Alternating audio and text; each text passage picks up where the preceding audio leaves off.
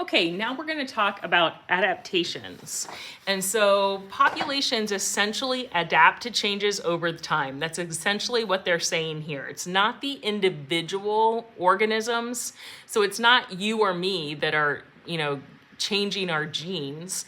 It's over time, the environment has different pressure that it puts on populations of organisms, and the ones that are able to best survive in that situation or in that scenario are what reproduce and have offspring and pass on those favorable traits to the next generation. So that's really talking about like natural selection happening here.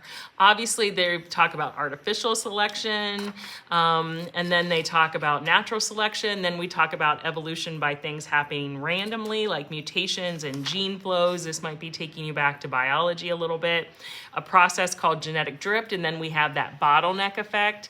Make sure that you understand that these tend to be ones that they talk about quite a bit in APES, the genetic drift and the bottleneck effect. Founder effect as well. These three kind of involve more ecological principles that we talk about more so in this class. But understand, make sure that you definitely know that these are the 5 types of 5 ways that organisms evolve in nature, okay? These 5 ways. So make sure that I shouldn't say organisms, populations or species evolve in these 5 ways, okay? So make sure that you understand that. Then they get into the terms allopatric speciation, sympatric speciation.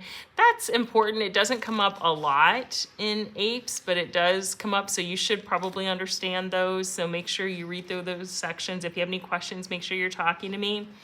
Then we have artificial selection that can occur, and that involves even things like GMOs, genetically modified organisms, that most of our crops that we're eating today they've been genetically modified in some way.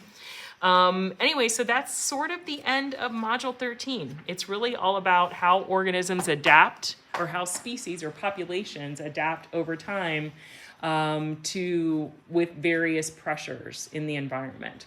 Okay, that's it for Module 13, and I'll see you all next time.